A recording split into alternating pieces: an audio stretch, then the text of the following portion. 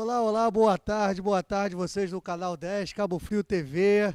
Muito bom reencontrar vocês aqui na telinha, né, do canal 10, nessa televisão maravilhosa, que também não posso iniciar o programa sem fazer um agradecimento a essa equipe aqui, 100%, 100% não, né, 1000%, ou infinito de porcentagem aí, a equipe aí composta pelo Orton, né, Orton, tudo tranquilo, o Orton aí que fica na direção. É porque eu olhei para Fabiano e falei o nome de Horta, eu fiquei meio confuso. Também composto pelo Fabiano aí, quase igual.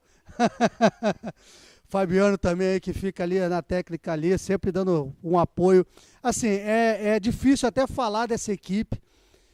Muitos deles estão me acompanhando aqui desde o início, desde 2010.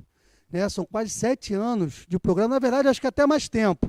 Porque eu estou falando 2010 porque são os programas que estão no YouTube, né, Horta? Está no ano de 2010, só que eu acho que eu comecei lá em 2009, mas vamos usar como marco 2010. Então essa equipe maravilhosa, né, que pô, já me acompanhou cabeludo, careca, sem barba, com barba, já me acompanhou de todos, gordo, magro. Quer dizer, magro nunca fui não, né? Quando sempre fui, mas não poderia deixar de fazer o agradecimento. Também quero fazer um agradecimento, agora falando sério, Botica dos Lagos. É uma farmácia de manipulação dos proprietários, meus amigos, meus irmãos queridíssimos, né, que é o Rayane e a Felipe, estão ali com a Botica dos Lagos, essa farmácia que é excelência na região dos lagos, digo que é excelência até a nível Rio, Niterói, posso falar até pessoalmente, por conta própria, eu que costumava fazer meus manipulados no Rio, ia até o Rio, não vou falar o nome da farmácia aqui, mas ia sempre ao Rio, fazia meus medicamentos lá, e depois que assumiu essa nova direção, não só porque são amigos, porque se tivesse baixa qualidade, eu não estaria fazendo a propaganda. Depois que eles assumiram, eu pude perceber a qualidade nos produtos, a qualidade na matéria-prima e passei a fazer e indicar essa farmácia Botica dos Lagos. Quem não conhece é facinho de achar. Quem não conhece fica ali na rua da Igreja Católica Brasileira. A Igreja Católica Brasileira, que é a igreja, as pessoas chamam de Igreja de São Jorge, né, depois da Padaria Conquista, fica logo ali naquela calçadinha ali, também na calçada da Naturale, também mandar um abraço para a galera da Naturale, fica ali naquela rua super famosa. Falou Igreja Católica Brasileira, as pessoas vão saber onde fica. Então, a farmácia Botica dos Lagos está aberta de segunda a sábado, quem quiser vai lá e experimenta. Eu falo assim, que não adianta só fazer a propaganda, mas tem que experimentar. Se for ruim, pode botar também na página do Facebook aqui do Antijurídico, que também a gente vai criticar, mas pode ir lá, vocês tenho certeza que vocês vão adorar a qualidade e fora o tratamento, né, o atendimento, isso aí é indescritível, eu digo, né? Estou falando, o tratamento a gente nem vai comentar, porque o tratamento é excepcional, né? Agora, a qualidade dos produtos e a comodidade. Os pedidos podem ser feitos até pelo WhatsApp. Eu recebo eu faço o pedido e depois eu vou lá buscar, às vezes eles entregam lá no escritório, entregam, né, no lugar onde eu estou, e a comodidade. Quem não conhece a galera aí da Malhação, né, sei que o meu convidado aqui não é muito adepto da Malhação não, mas não só Malhação também não, porque o pessoal divulga muito associado a algum tipo de atividade física, não. Farmácia de manipulação são para todos os medicamentos. E a gente sabe a qualidade que está sendo feito ali, pertinho da gente. Então, quem não conhece, pode ir lá. Também queria mandar um abraço para o pessoal lá do Minha Cozinha Gourmet. Gente, que comida maravilhosa. Quem não teve oportunidade de ir, vão lá conhecer. Agora com pratos executivos, as carnes nobres. O que você pensar em churrasco, em carne, vocês podem ir lá conhecer aquelas carnes. Eu, particularmente, tenho algumas peças de carne que eu só encontro lá. Eu ainda não vi vendendo em outros estabelecimentos comerciais aqui, né, da região dos lagos. E o tratamento, né, é especial. Agora com o almoço executivo também tem aquelas comidas congeladas, que eu falo para o meu convidado, que eu sei que ele gosta de uma praticidade. Gente, as comidas congeladas você vai lá, escolhe, tem comida para todos os dias, almoços e jantares. Você pode ir lá escolher, leva para casa, é só botar na água fervente, ou fervida e fica pronto rapidinho, acho que, se não me engano, são 5 ou 10 minutos, fica pronto rapidinho. Pode ir lá conhecer. Então, esse foi meu alô, antes de dar início aqui ao programa, para a Botica dos Lagos e para o Minha Cozinha Gourmet. Muito obrigado aí, galera. E hoje voltamos com um tema muito polêmico, um tema que já vem tomando conta dos noticiários, eu acho que é mais de 2 anos, 2 a 3 anos, e todo mundo fala, todo mundo, né, vai fazer 3 anos, né? Vamos fazer 3 anos, né, e todo mundo fala, todo mundo comenta, e está em todos. Se você hoje ligar, vou dizer o nome aqui, do Jornal Nacional, vai ouvir essa frase. Tenho certeza que hoje, no Jornal do Meio-Dia, 1h, você também ouviu essa frase. Se você ligar naquelas, né, TVs por assinaturas, canais por assinaturas, que passam jornalismo o dia inteiro, você no mínimo vai ouvir essa palavra, no mínimo umas 300 vezes. E hoje, é claro que é um tema extenso, é um tema que tem que ser esmiuçado com o decorrer de vários programas, e um tema muito técnico, mas que a gente vai tentar trazer, a gente não, né? Meu convidado vai tentar trazer de forma simples, para que as pessoas entendam o que é colaboração premiada. Ora, colaboração premiada, Rafael, eu ouço falar, mas não tanto quanto você fala, porque vocês estão acostumados a ouvir como delação premiada, né? Só que o Instituto Jurídico, que até aqui vou tecer muitas críticas, né? De acordo, fazendo alguns ganchos nas perguntas do meu convidado, mas vocês ouvem, vocês estão ouvindo falar em delação premiada, mas o Instituto Jurídico chama colaboração premiada. É um instituto internacional que, vindo, né, de alguns segmentos jurídicos internacionais, como os Estados Unidos, a Europa, já vem sendo bem utilizada, como na Itália, e até que foi a Operação Mãos Limpas, que é até dito já pelo juiz Sérgio Moro, que é a grande operação e o grande incentivo, talvez, né, da Operação Lava Jato, que foi a Operação Mãos Limpas na Itália, que prendeu mais de 2.500 pessoas, entre políticos, empresários, e realmente fez uma devassa, né, na política e nessas organizações criminosas que tomaram conta do poder, né? Então, foi instituída também nessa Operação Mãos Limpas e que foi também importada pelo Brasil e está sendo bastante utilizada na Operação Lava Jato, seja a Operação Lava Jato do Rio, seja a Operação Lava Jato de Curitiba, ou seja a Operação Ponto Final, todos os casos, ela é talvez a peça fundamental e chave para que sejam desvendados inúmeros crimes. E estou aqui para conversar sobre isso, sobre a colaboração premiada ou delação premiada, né? Chamem como quiser, mas já disse que o certo, correto é colaboração, com o doutor Júlio, que já esteve presente aqui, um grande criminalista aqui na região dos Lagos, que já vem alcançando, já vem caminhando, falar caminhar para não dizer que está correndo, né, em largos passos, né, na advocacia criminal do estado do Rio de Janeiro e, quiçá, do Brasil. Já tem seu nome citado entre alguns tribunais daqui do estado do Rio de Janeiro como um grande advogado criminal. Boa tarde, doutor Júlio, tudo bom? Um prazer estar recebendo o senhor aqui novamente no nosso programa. Falo nosso que também é seu, né? Tudo bom, doutor Júlio? Prazer é todo meu. Uma boa tarde não só a você, como aos seus telespectadores. Quero inicialmente te parabenizar, porque foi pai recentemente, né? E deve ser uma sensação maravilhosa que eu ainda não experimentei, mas pretendo, né? O tema de hoje é um tema bastante recorrente na mídia atual. Hoje, com o advento da Lei 12.850, que é a Lei de Organizações Criminosas, ela hoje se chama colaboração premiada.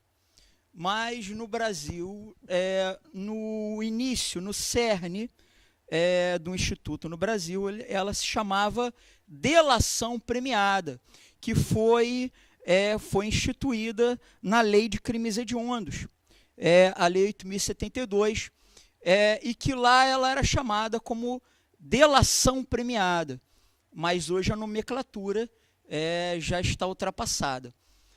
E no início da delação premiada no Brasil, ela, lá em meados de 90, meados de 90 por aí, ela apenas era prevista no parágrafo único de um determinado artigo na Lei de Crimes Hediondos. Ela não tinha uma regulamentação, digamos assim, mais esmiuçada de certos acontecimentos que puderem a surgir no Instituto da Delação Premiada. Como, por exemplo, descumprimento, como, por exemplo, quais seriam os benefícios ao delator. Então, ela apenas era prevista. Só que esse instituto, ele não tem início apenas no Brasil, na década de 90. Mas, no mundo, né, se você for pesquisar nos primórdios, né, da humanidade, por exemplo, Judas Iscariote, ao delatar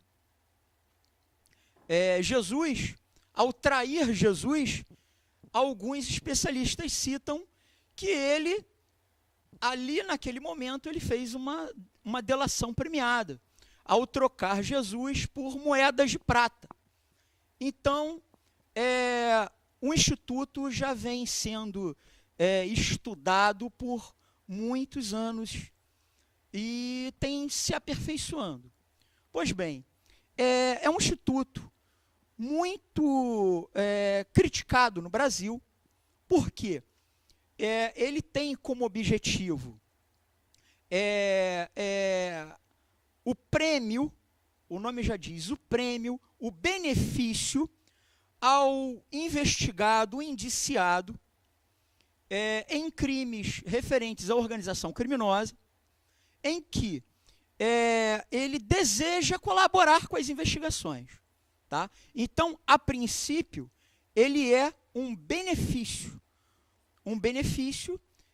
previsto em lei para o indiciado, o envolvido, direto ou indiretamente, em crimes de organização criminosa, queira colaborar com as investigações. E, logicamente, tendo um benefício. Mas... a problemática surge a partir do momento em que, concedido o benefício, as informações são colhidas e essas informações passam a ser provas no processo penal. E aí é que começa a surgir a problemática, começa a surgir os questionamentos da validade ou não daquela colaboração como prova, como meio de prova e futuramente prova. Então, aí começa a ser gerada no próprio processo penal e por especialistas críticas quanto à obtenção daquelas informações pelo delator serem tidas como prova no processo penal. Doutor, vou fazer uma da primeira intervenção, também porque a gente tem pouco tempo, então, sim. O que acontece? É uma crítica, minha até uma pergunta para o senhor. Como tudo no Brasil, o que é importado talvez não é aplicado de forma correta ou das mais corretas no Brasil. Uma das minhas críticas de tudo que hoje acontece no meio jurídico, principalmente penal e processo penal no Brasil, doutor, isso é minha crítica e minha opinião, é que a aplicação desses institutos, eles estão servindo, primeiro, como forma de defesa de réus e de acusados que saquearam durante anos o nosso país. Segundo, eles só resolvem fazer colaboração premiada, como o nome já diz, colaboração, após serem presos. Eu até agora eu não ouvi dizer, porque eu não estou por dentro do processo da Lava Jato ou de todos os processos dessas operações. Atuei até em um processo, mas não foi o processo da Lava Jato em si, que a gente chama de Curitiba. Foi de outro processo que também teve uma delação. Mas não vi essa pessoa que delatou, doutor Júlio, indo espontaneamente, junto com o seu advogado, à sede do Ministério Público ou da Polícia Federal, e falar assim, olha, eu agora virei bonzinho e quero delatar todo o esquema de corrupção na empresa A, na X, ou no órgão tal e tal, tal, tal. Eles só resolvem fazer a delação após serem presos. São presos, aí logo, ao que se falar em delação premiada, ou colaboração premiada. Então, essas são minhas primeiras críticas, doutor Júlio. E fazendo um gancho disso, um link, ou talvez até que o senhor possa explicar melhor para os nossos telespectadores, e eu vou fazer mais críticas ainda, quais são os requisitos para fazer essa colaboração premiada? Que essa questão dos requisitos, doutor Júlio, é bom que a gente deixe explícito, porque é o seguinte, posso te utilizar, Wharton Marenga? Vou utilizar o Wharton. Que com essa barba já tem uma cara. Nos Estados Unidos não entraria, né? Eu e ele, acho que se for eu e você nos Estados Unidos, a gente não entra de jeito nenhum. Nunca a gente entra. E mentor intelectual, não é executor, não é mentor. O Wharton cometeu um crime, junto com uma organização criminosa, que era composto pelo Fabiano, né, Fabiano? Quem mais? Vamos botar mais gente, com a organização criminosa tem que ter mais dois, né? Tem que ter mais gente. Aí o Wharton o Fabiano é preso. Aí o Wharton, o negócio vai ficar feio para mim.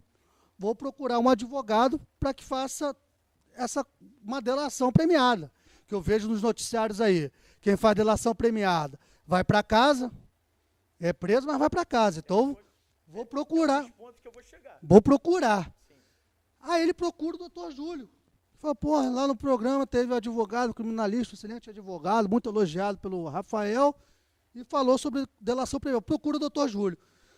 Quais são as primeiras coisas que o doutor Júlio vai dizer como requisito? Fala, a gente só vai poder fazer a delação premiada se você preencher tais requisitos. Ou não existem esses requisitos que tem que ser preenchidos pelo órgão. Ou pode ser qualquer crime que ele pode ir lá fazer uma delação premiada, pode ser qualquer pessoa, porque outra coisa também que eu faço crítica. Eu nunca vi crime, podemos denominar que crime comum, ou gente pobre, vamos botar assim, pessoas pobres que cometem seus crimes, fazerem delação.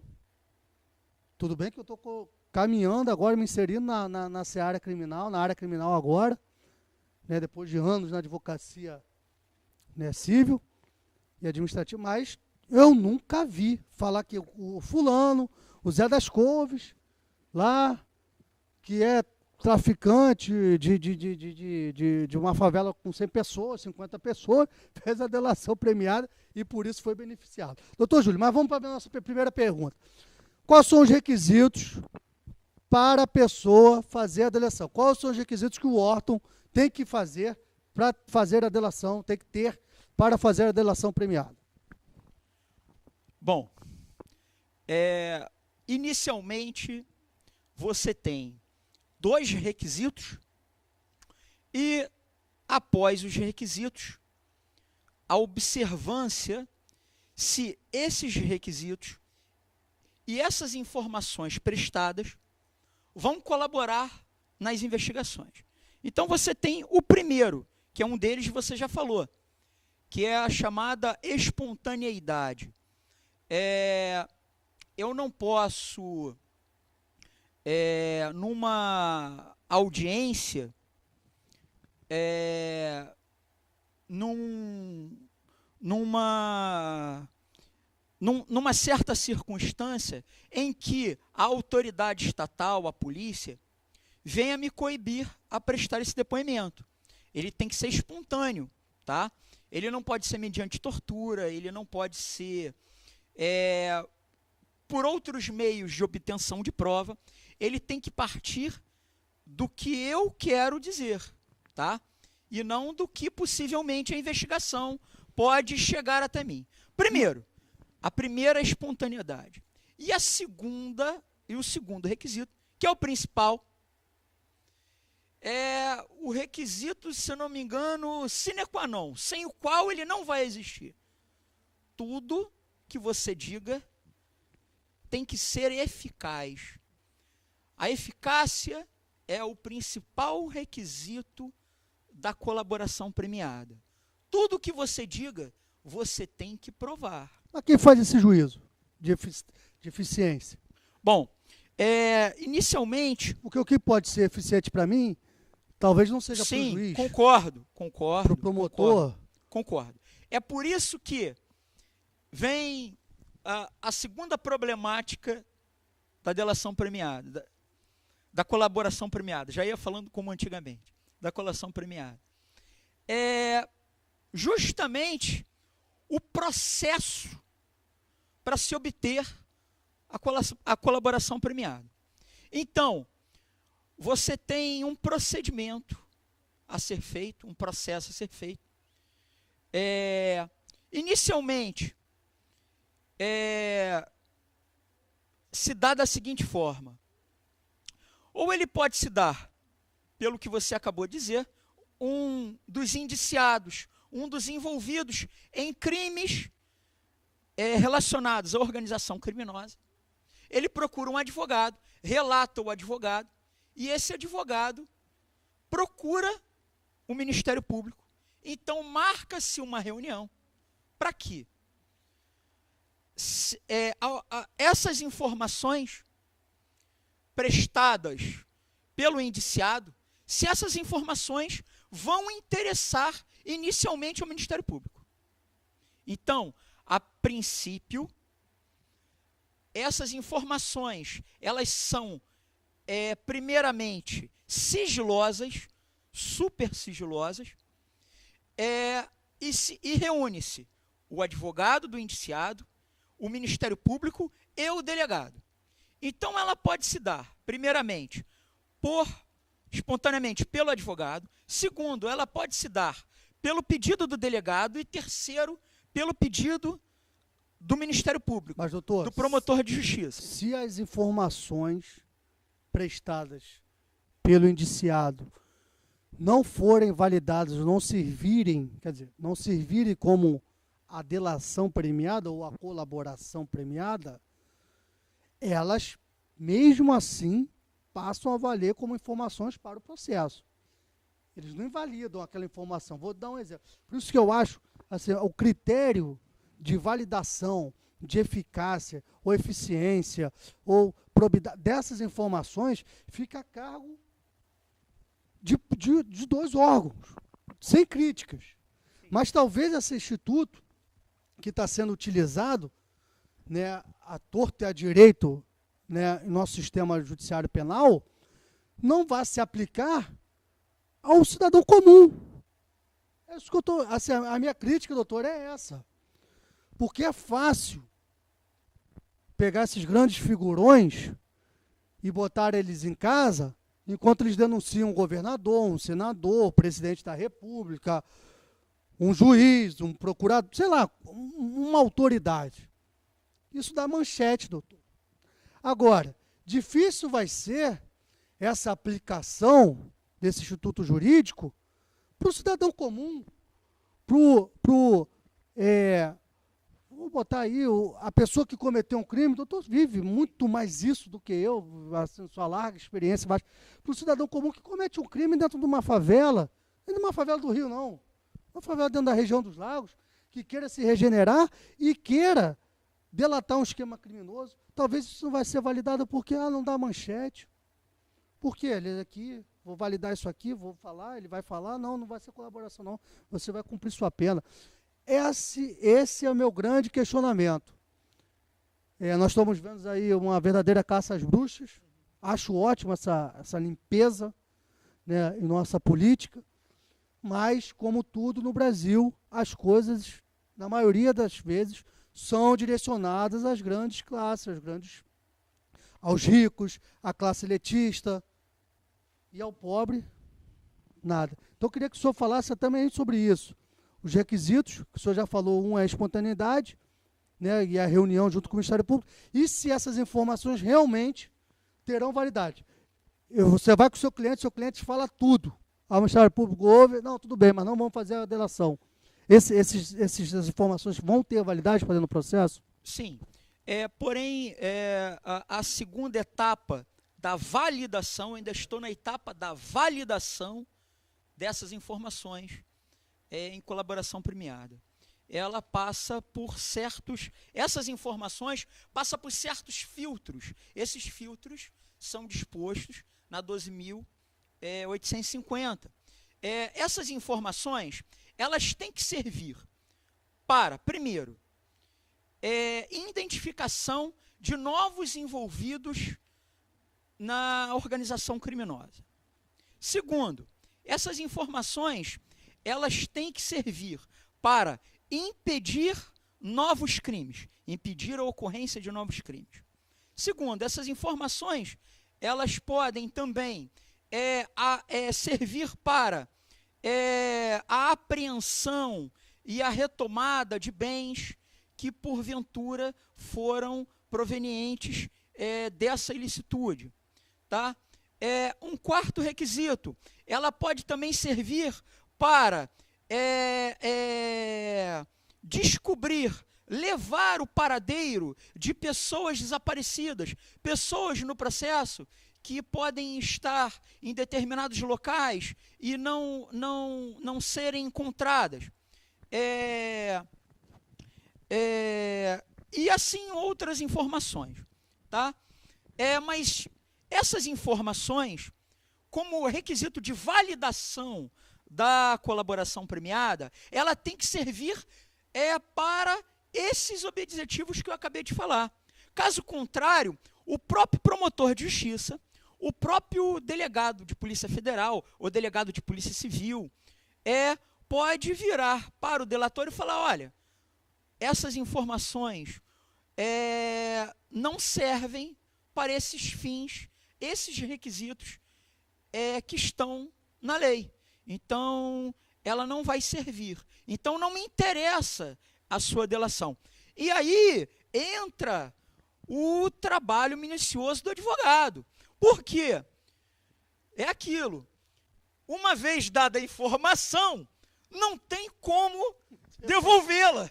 Não tem como dizer. Isso aqui é mentira. Me devolve a informação que eu te dei. Então, aí a importância e a própria legislação prevê a importância do defensor, ela não cita advogado, ela cita defensor, do delator, nessa fase inicial de validação da colaboração premiada. Porque nesse namoro. Porque muitas das vezes o delegado, o delator pode dar uma informação privilegiada e o delegado e o promotor virar para ele e falar assim, não serve para mim. Mas e aí? O delator já falou. Não tem como eu apagar a informação dada na mente de quem investiga. Porque você está falando de quem investiga. Tá? Então, deve ser muito minuciosamente... essa relação deve ser muito minuciosamente, esse namoro, como você citou, tem que ser muito estudado. O advogado seria o pai da menina. Isso, exatamente, o pai da menina, porque ele tem que... agora você dá a mão. Porque as informações advêm do cliente dele. Então ele tem que controlar o cliente e falar, olha, peraí, não fala isso de início não. Você só fala isso de início se... isso interessar o promotor, ou o delegado, porque pode muito bem não interessar, e aí você dá de bandeja a quem investiga. Então, primeiramente, como requisito de validação, você tem que ter muito cuidado. Então, vamos lá.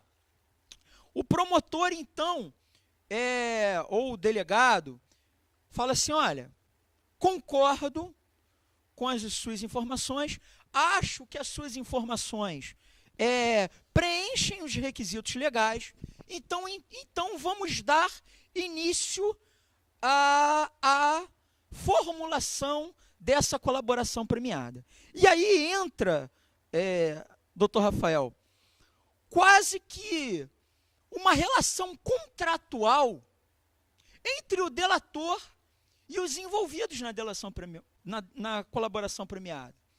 Por quê?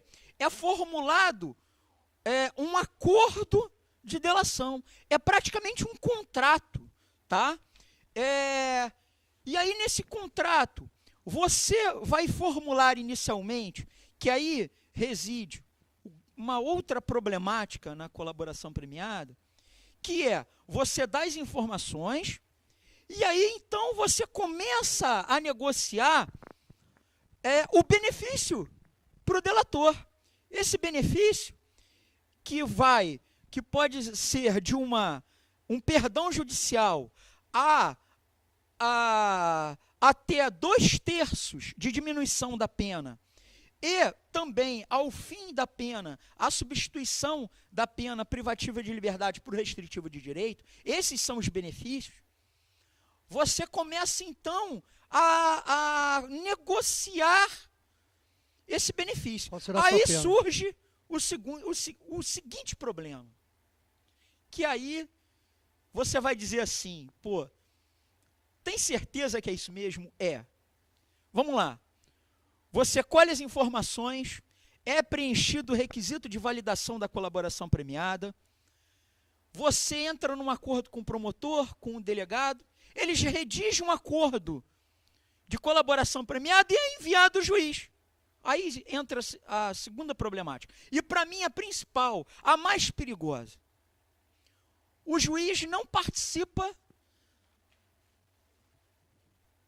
do acordo de colaboração premiada. Do namoro. Ele não participa do namoro. Ele, digamos, só chega na fase do amor, do casamento. E aí? E se o juiz virar e dizer assim... Não quero casar, não. Olha, esse acordo que vocês fizeram, para mim, não preenche os requisitos de validação. O que você faz agora com essa informação? Segundo a lei diz que essas informações não podem ser utilizadas no processo. Mas e aí? Você vai confiar? Aí é que está a segunda problemática. Você já deu a informação. Então, surge para mim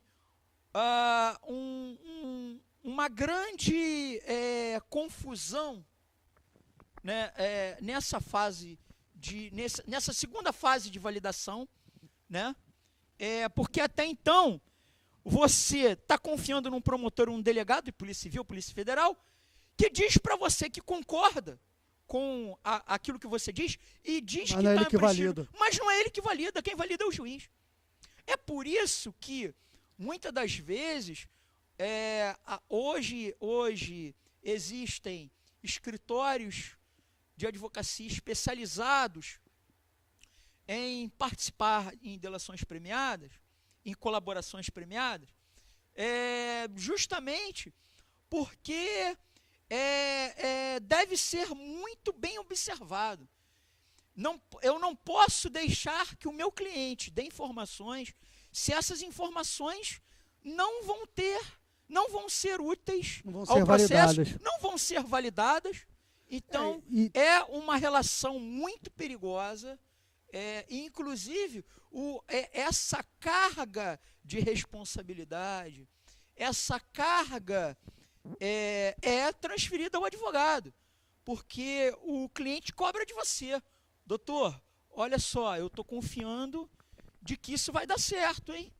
E eu estou confiando no senhor, no trabalho do senhor. Então, certa vez, eu não vou citar aqui nomes, eu conversava com um delegado de Polícia Civil, ele não é do estado do Rio de Janeiro, e ele relatava isso para mim. Olha, doutor, o quanto é a responsabilidade de participar de uma colaboração premiada. É muita responsabilidade, porque também para o delegado ou para o promotor, porque o delator vira para você e fala assim, olha, eu estou te dando informações e eu quero meu benefício, hein?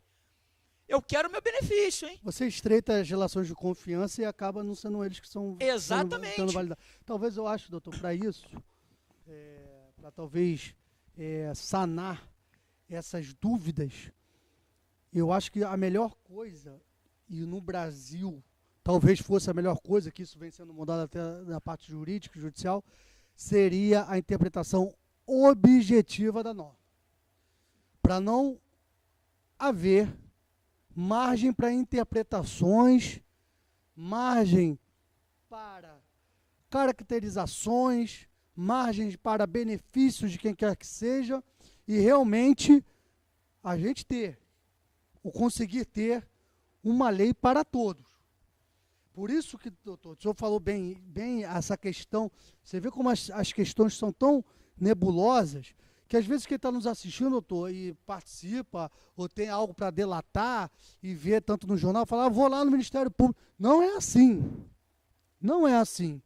Então, você vê que a própria lei, ela se torna confusa e a aplicação dela é mais confusa ainda. Concentrando em alguns poucos escritórios de advocacia e advogados, a especialização em delação. E vou dizer, doutor, que não é que são, claro que são, excelentes advogados, mas estão concentrados hoje no Brasil, a gente tem 3 ou 4, no máximo 5 escritórios de advocacia que fazem esse tipo de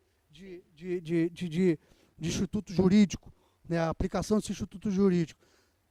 Alia-se que eles são muito bons tecnicamente, mas também alia-se também a entrada deles nesses órgãos, junto ao Ministério Público, junto à Polícia Federal, até mesmo ao próprio magistrado, para unir e atar todas essas pontas para que esse tecido saia todo costurado. Sim. Que não adianta um advogado... É muito complexo. É complexo. Não adianta um advogado qualquer, vou fazer delação, e já até ouvir, isso há um tempo atrás, há mais ou menos uns 2 anos, uma vez um réu numa ação de improbidade administrativa falou assim, eu vou lá, vou fazer delação. Eu falei assim, olha, delação só tem aplicação num processo penal. Uma ação de improbidade é processo civil. Tudo o que você falar vai ser sob pena de confissão. Isso vai servir como prova contra você. Aí é a cor de leniência. Justamente. Já é a cor de leniência. Então, isso tem que tomar cuidado, né, doutor? Essa questão da delação ainda está muito obscura, na minha opinião, como tudo, e não é uma crítica, ou pode ser levada como uma crítica, as pessoas batem palma para tudo, e realmente a gente tem visto grandes poderosos sendo presos. A minha crítica não é eles serem presos, não. A minha crítica é se o poderoso lá, que roubou milhões e milhões e milhões de reais no Brasil durante anos, pode usar uma tornozeleira e ficar em casa, o pobre também tem que ter esse direito. A minha crítica é essa. Porque talvez o Zé das Couves não vai dar manchete no Jornal Nacional e no Fantástico, enquanto o governador dá, enquanto o doleiro dá. E que lei é essa? Enquanto a gente assoberba as prisões. O doutor Júlio sabe disso, milita muito mais nessa área do que eu, muito mais. Pô, não tem nem comparação, estou caminhando ainda. Enquanto a gente assoberba as prisões brasileiras, com pobres, né, pessoas de cor, a gente está lá soltando pessoas milionárias que roubaram o Brasil, que não devolveram nem R$1 para ficar em casa de tornozeleira na sua mansão com seus empregados domésticos, comendo caviar e tomando champanhe francês. Então, a minha crítica é essa, que tem que ser aplicada a todo mundo. Não é chegar aqui, doutor Júlio, você que milita muito mais do que eu nessa área, chegar aqui para o seu cliente, aqui da comarca de Cabo Frio, estou dando como exemplo apenas, chegar para o promotor, virar promotor, falar que quer fazer um acordo de colaboração premiada, o promotor olhar, não, isso aqui não me serve não. Ou então o juiz falar, não, isso aqui não me serve não. E seu cliente continuar preso. Então eu acho que as especificações têm que ser muito mais objetivas. Para, de novo, não acontecer o que acontece no Brasil. Esses grandes direitos, essas grandes, vou até usar a palavra leniência, que é um favor, né, isso, não ficarem concentradas novamente nas mãos dos grandes poderosos. Porque vira até, doutor, uma porta para a impunidade. Sim. E para o cometimento de crime. Talvez se eu fizer uma pergunta aqui, vai ser difícil de responder. Os telespectadores, até a pessoa que está nos assistindo. Se te oferecesse, hein, 30 milhões de reais para você cometer um crime, uma corrupção, assinar um documento, fazer algo do tipo, você não pensaria a delação premiada como uma defesa? Eu vou roubar os 30 milhões aqui, vou ficar com 30 milhões, depois eu entrego fulano, beltrano e ciclano, e fico solto, fico em casa, na minha mansão, meus filhos... Gente, é isso que está acontecendo no Brasil. Estão sendo presos? Estão. Mas a grande maioria dos ladrões estão na rua, usando tornozeleira nas suas mansões, indo para a academia, comendo queijo francês e tomando também champanhe francês. Né? Porque a champanhe é só daquela região de Champagne, na França.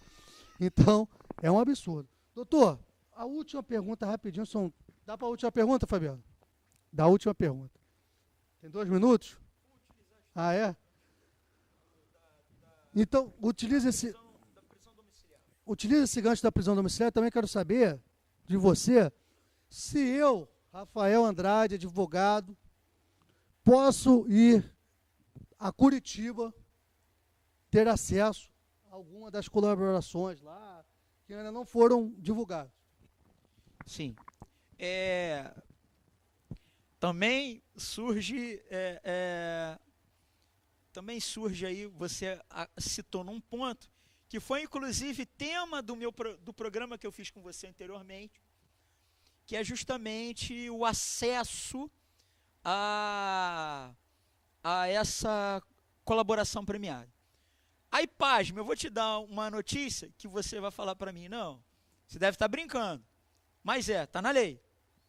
Eu, advogado, participo, um exemplo, tá? Eu, advogado, participo com meu cliente de um acordo de colaboração premiada.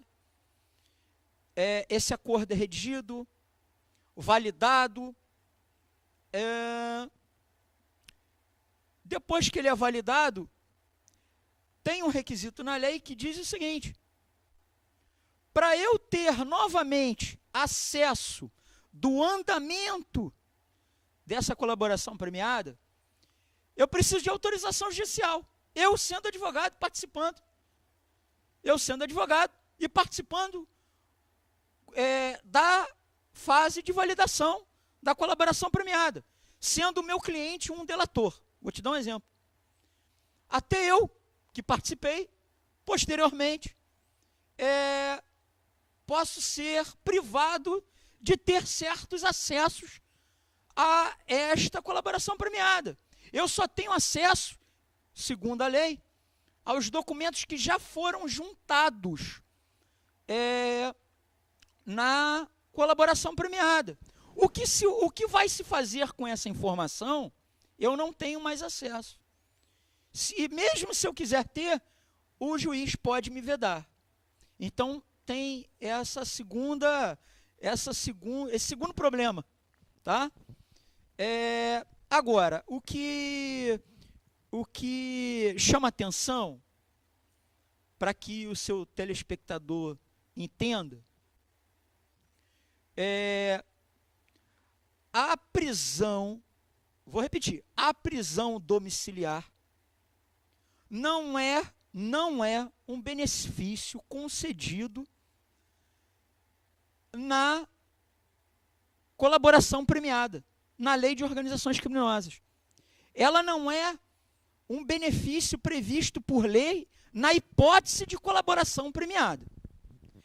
A prisão domiciliar é regulamentada pela lei de prisões, que recentemente, inclusive, teve uma alteração, e ela só é utilizada, a prisão domiciliar, em alguns requisitos, como, por exemplo, se o acusado tiver 80 anos de idade, se o acusado tiver uma enfermidade grave, no caso de uma gestante, né, que está em fase de amamentação, mulheres com filhos, se eu não me engano, até 6 anos. Essas são as hipóteses de prisão domiciliar. Não existe benefício na lei de organização criminosa, em que venha a prever o benefício de prisão domiciliar a delator em colaboração premiada. Pô, mas se não está na lei, então quem que instituiu o benefício de prisão domiciliar para delatores em colaboração premiada? A jurisprudência. A jurisprudência. Os nossos julgados de tribunais superiores vêm utilizando, deturpando a utilização da prisão domiciliar. Porque os requisitos, as hipóteses de aplicação de prisão domiciliar prescritas na lei não prevê a hipótese de ser utilizada por um delator em colaboração premiada. Não prevê essa hipótese. Então, o que a gente vê nos jornais, o monitoramento eletrônico, sim, a tornozeleira é prevista, tá? Agora, a prisão domiciliar ao delator não é previsto, tá? A minha opinião técnica é que no Brasil está havendo digamos assim, uma má utilização do instituto da prisão domiciliar. Ao meu ver técnico, a verdade é essa. Falou que é medida cautelar, né? Daquele 319. Sim, mas a medida cautelar, como toda medida cautelar, ela tem que ser nos requisitos e nas hipóteses previstas em lei. Eu não posso inventar uma hipótese de uma prisão domiciliar para delator. Então, o que eu vejo é uma deturpação do instituto da prisão domiciliar na colaboração premiada. Primeiro que a prisão domiciliar não está prevista como um rol taxativo de benefícios na lei de organização criminosa. Como eu te disse, a lei de organização criminosa, ela prevê como benefício perdão judicial, até 2/3 de redução da pena e a substituição da pena privativa de liberdade por restritiva de direito. Ela não prevê a hipótese de prisão domiciliar. Tá? A hipótese de prisão domiciliar, ela é instituída em algumas hipóteses. E nessas hipóteses não está,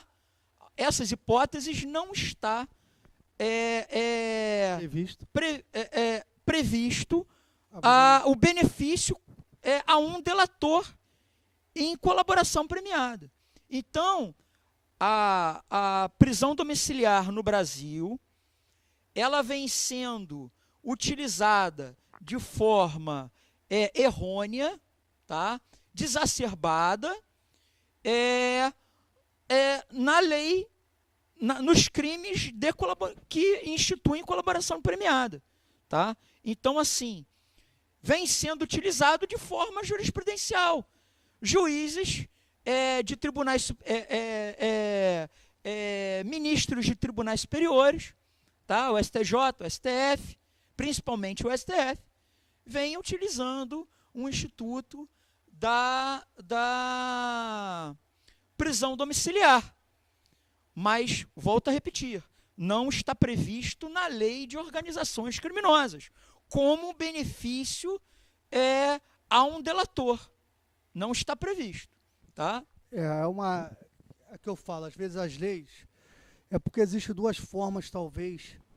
Existe talvez não. Existem duas formas. Você interpreta a lei ou aplica a lei da forma que ela é. Que a gente chama até de direito positivo. Sim. Positivismo, de Hans Kelsen, grande jurista, pensador, filósofo alemão. E talvez no Brasil o que mais se adeque seja a questão do positivismo. A interpretação literal do seu artigo, não dando margem a interpretações análogas, que a gente chama de hermenêutica também, que é o estudo ou a interpretação das leis.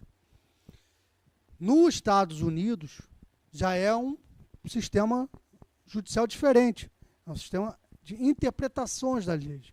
A gente chama de common law, e o Brasil, que a gente chama de civil law, hoje que a gente está misto, acho que está mais para common law do que para civil law, que era o Brasil. Posso até dizer que era o Brasil. Doutor, a minha preocupação, até para finalizar, vou finalizar com essa, vou passar para o senhor para as suas considerações finais, mas também quero fazer esse tipo de consideração.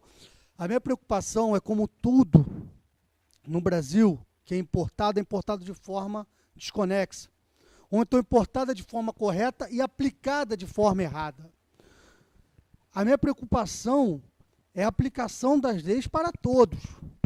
Hoje em dia se fala muito em igualdade, imparcialidade. Eu acho lindo o discurso, mas acho que tem que ser colocado em prática.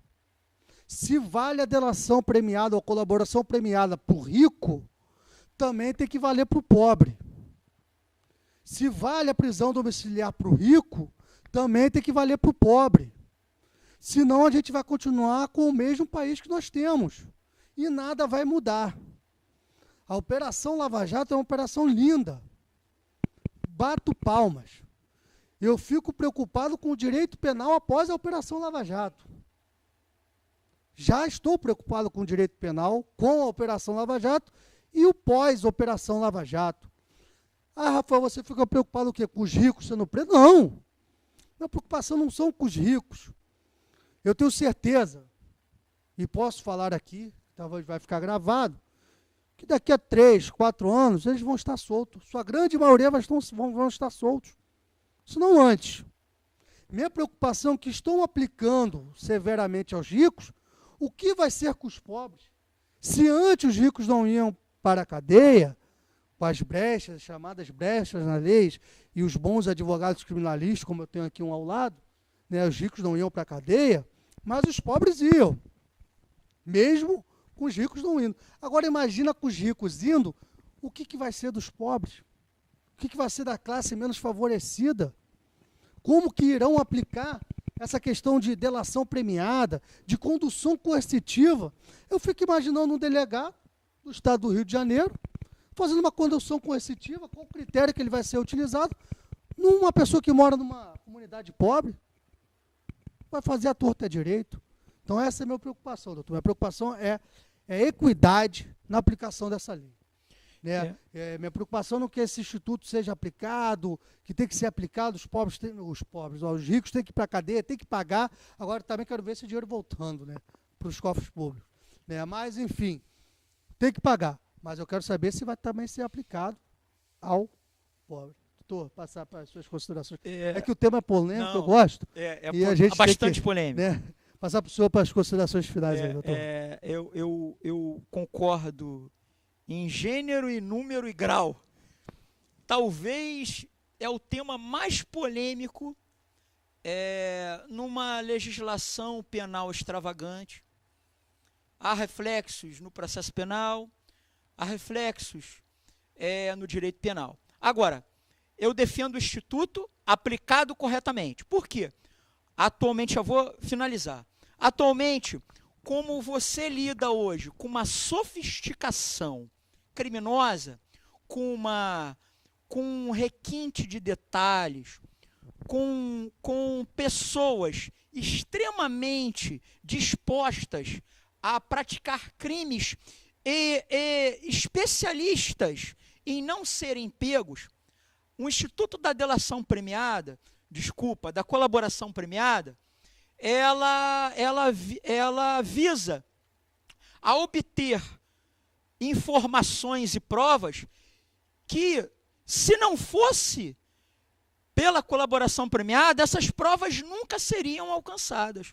Porque você tem pessoas muito bem instruídas, pessoas especialistas em ocultar proveitos de patrimônio, a ocultar patrimônios, a ocultar os seus crimes, e que, se não for pelo Instituto da Colaboração Premiada, jamais chegaríamos aos autores e coautores desses crimes. Então, eu defendo o Instituto, mas aplicado da forma correta, aplicado como deve ser aplicado pelos requisitos legais, com benefícios previstos em lei, não benefícios instituídos de forma jurisprudenciais. Tá? Agora, eu defendo sim o Instituto, eu acho importante, sendo, digamos assim, ético ou não, porque existe esse questionamento, porque muitas das vezes o delator, ele pratica o crime, mas a partir do momento que ele vem a delatar aquela organização criminosa, ele não está sendo ético com os seus comparsas, com os seus coautores.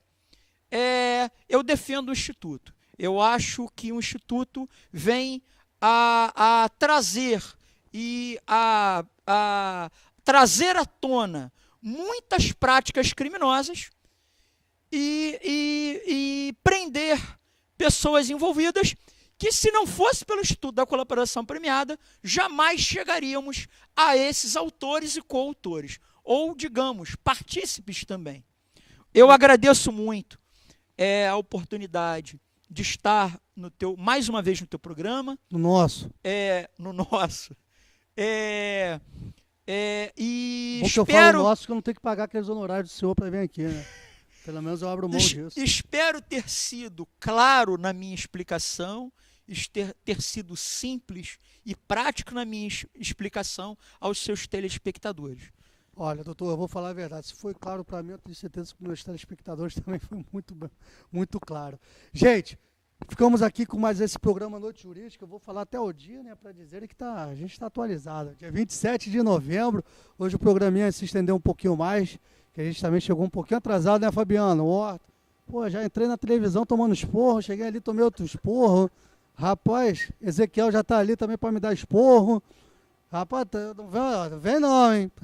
Quem que é o outro que está aí, gente? Escondido? O Léo também para me dar esporro. Hoje vem todo mundo para me dar esporro, né? Tá certo. Está mostrando quem está escondido, você está fazendo uma colaboração durante o seu programa. Então, gente, agradecer aqui novamente aos telespectadores, pedir desculpas, o grande número de feriados aí que nós tivemos no mês de outubro, novembro, mas nós vamos estar, novamente, como após esses feriados nós estamos aqui fazendo o programa, e digo, se não eu, vai vir com outra advogada aqui, nós estamos com o parceiro doutor José Augusto, nós mandar um abraço para ele, doutor, um grande abraço, Guto, doutor Paulás também, que virou nosso parceiro, o doutor Júlio também já se prontificou em virar nosso parceiro, e quem mais advogado, qual mais advogado quiser virar parceiro do programa Noite Jurídica, digo e repito, falo isso desde 2010, doutor Júlio, o programa é do advogado, você que é advogado em Cabo Frio, ou advogada, que a gente fala só advogado, mas não estou fazendo gênero masculino não, tá, gente? Pelo amor de Deus, você que é advogado ou advogada, queira expor um pouco do seu conhecimento. Eu não posso falar isso porque eu sou muito bem casado, amo minha esposa, né? Então, e também é advogada, ela sim iria brilhantar, né? Muito bem o programa aqui, a doutora Patrícia, né, Paty, te amo, hein? Então, você que é advogado ou advogada e queira expor um pouco do seu conhecimento técnico, não expor para você, é expor para a população que nos assiste. Vem aqui, entre em contato pela página do Facebook, no programa Noite Jurídica, lá Noite Jurídica, Facebook Noite Jurídica, é só procurar, entre em contato que a gente vai estar combinando um dia para você vir ao programa, conhecer essa equipe maravilhosa, só de gente bonita aqui, e gente simpática, que não dá bronca em ninguém. Gente, uma boa tarde, até semana que vem, um grande beijo, fiquem com Deus e Deus os abençoe.